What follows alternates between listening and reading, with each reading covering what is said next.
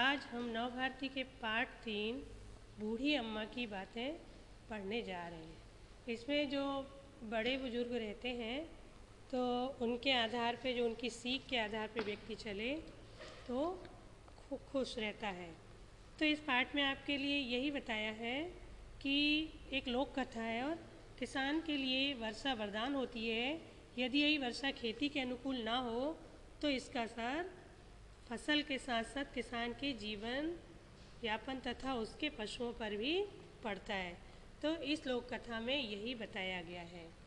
तो इसमें सबसे पहले आपको क्या बताया गया है कि एक किसान था, है ना, गोमा मोरी नाम था उसका। क्या नाम था उसका?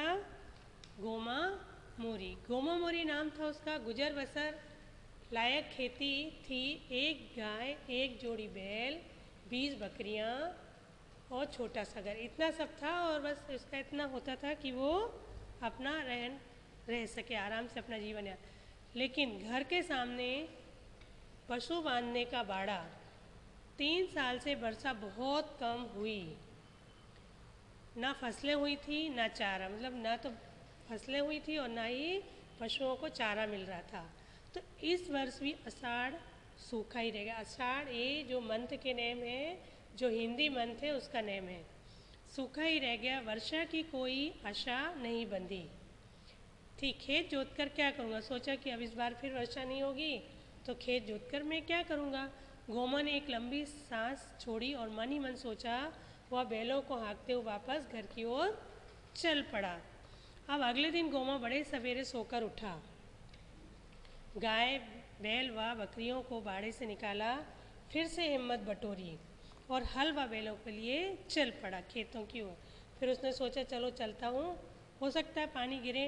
रास्ते में उसे कई किसानों ने टोक कर कहा, गोमा खेत जोतने से क्या होगा, वर्षा के तो कोई आसार नहीं दिख रहे। गोमा ने सबकी बातें सुनी। कई बार उसका मन डावाडोल भी हुआ। उसने भी सोचा अरे हाँ क्या करूँगा, मतलब करूँ नहीं करूँ। फिर भी उसने हिम्मत रखी और कुछ सोचकर खेत पर पहुँच गया। फिर जैसे वो खेत पर पहुँचा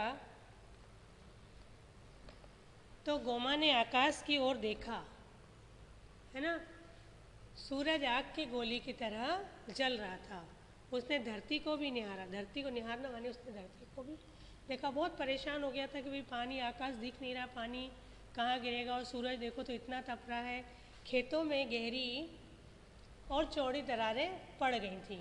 वह बैलों को देखकर उनकी दशा से भी चिंतित था कि देखो बैलों को भी कुछ खाने का नहीं मिल रहा है। तो भूख प्यास सहन करते करते वे बहुत दुबले हो गए थे। थोड़ा निराश भी हुआ। उसे बैलों की दशा पर दया भी आई। उसने फिर एक लंबी सांस छोड़ी और खेत की मेड़ पर मतलब खेत के जो किनारे रहते वहाँ पर बैठ गया। एक वृक्ष के नीचे बैठकर सोचने लगा, क्या करे हो आप, खेत जोते या उसे यूँ ही पड़ा रहने दे। वह सोचता रहा। थोड़ी देर बाद वह उठा और दुखी मन से बैलों को हाँककर घर की राह पकड़ ली। उसने निर्णय कर लिया कि वह तब तक खेत नहीं जोतेगा जब तक कि वर्षा नहीं होगी। धूप काफ़ी तेज थी। दूसरे दिन वह फिर भी निराश हो गया। उसके पैर ना आगे बढ़ते थे और ना पीछे जाने की हिम्मत उसमें थी। क्या करूं सोच रहा था। तो रास्ते में एक पेड़ के नीचे उसने बैलों को रोका और वहीं चबूतरे पर बैठ गया। तो तभी वहाँ पर एक बूढ़ी अम्मा आई। वह भी उसी पेड़ के नीचे बैठ गई गोमा के पास। ओ बूढ़ी अम्मा, कहाँ से आ रही हो इतनी तेज धूप में, आपको किधर जाना है? बूढ़ी अम्मा ने कहा, मैं तो अपनी नातिन से मिलने पास के गांव जा रही हूँ ना, लेकिन तुम इस समय यहाँ क्या कर रहे हो? यह समय तो खेत में हल जोतने का है, लेकिन तुम्हें आराम से बैठे हो। क्या तुम बीमार हो या तुम्हारे बैल बीमार हैं? कहीं तुम्हारा हल टूट तो नहीं गया? उसने बहुत सारे सवाल किए, वे क्या प्रॉब्लम है जो तुम्हें थक कर बैठ गए? गोमा बोला, नहीं अम्मा, ना तो मैं बीमार हूँ और ना ही मेरे बैल बीमार हैं, और मेरा हल भी नहीं टूटा है। टूटी है तो मेरी हिम्मत। क्या टूट गई? उसकी हिम्मत। अम्मा आप तो जानती हैं 3 साल से वर्षा ठीक से नहीं हुई है। इस साल भी यही हाल है। तो कहा इतने साल 3 साल से वर्षा नहीं हो रही है और यही हाल अभी भी दिख रहा है, तो उसको कह रहा है खेत जोत कर मैं क्या करूँगा। बूढ़ी अम्मा बोली देखो बेटा, वर्षा तुम्हारे हाथ में नहीं है, यह तो प्रकृति पर निर्भर है। जब बादल बनेंगे तो वर्षा अवश्य होगी। तुम्हारा काम है खेत जोत जोत कर तैयार करना। तुम अपना काम समय पर करो, प्रकृति अपना काम अवश्य समय पर करेगी, वर्षा अवश्य होगी। गोमा पुनः बूढ़ी अम्मा से बोला अम्मा, खेत बहुत कठोर हो गए हैं, मेरे बैल दुबले हैं, इन्हें पेट भर चारा तक नहीं मिल रहा है, पीने के लिए पानी तक की दिक्कत है। चारा पानी क्या, यहाँ तो पेड़ों की पत्तियाँ तक खत्म हो गई, बेचारे बैल कैसे हल खींचें। वर्षा की उम्मीद हो तो हिम्मत भी बांधें। गोमा ने निराश मन से अपनी बात कही। बूढ़ी अम्मा बोली बेटा, तुम निराश की बातें मत करो, पेड़ों की बात भी तुमने खूब कही, पेड़ तो यहाँ लोग काट रहे हैं, देखो अब तो पेड़ भी कहाँ बचे हैं। अगर पेड़ अधिक होते तो वर्षा भी अवश्य हो जाती। मतलब हमें इसलिए कहते हैं कि पेड़ लगाना बहुत ज़रूरी है। अगर पेड़ कम होंगे तो वर्षा भी कम होगी। तो सारे जंगल से पेड़ की कटाई जारी है। पेड़ नहीं होंगे तो हरियाली कहाँ से होगी, और हरियाली नहीं तो वर्षा भी नहीं। लेकिन जो हुआ सो हुआ, अब तो तुम लोग पेड़ों पर ध्यान दो, तुम निराश मत हो, खेतों में हल चलाओ, उन्हें हाँक जोत कर बोने के लिए तैयार करो। इस मौसम में कभी न कभी तो वर्षा अवश्य होगी। बूढ़ी अम्मा ने मुस्कुराकर गोमा की हिम्मत बढ़ाई। वह उठी और छड़ी टेकते हुए अपनी राह चल दी। इस तरीके से बूढ़ी अम्मा ने गोमा को प्रोत्साहित किया कि अपने को अपना काम करना चाहिए, पानी वर्षा अपना काम अवश्य करेगी। तो वैसे तो गोमा मन से निराश था, मगर बूढ़ी अम्मा की बातों से उसकी थोड़ी आशा बंधी, थोड़ा सोचा चलो मैं भी काम कर लेता हूँ। अगले दिन उसने पूरे उत्साह से अपना खेत जोतना शुरू कर दिया। उसने लगातार 4 दिन तक हल चलाया। खेत खूब अच्छी तरह तैयार हो गए। गोमा अपना काम पूरा करके बहुत प्रसन्न था। अब वह बैलों को हाँकते हुए घर की ओर चल पड़ा।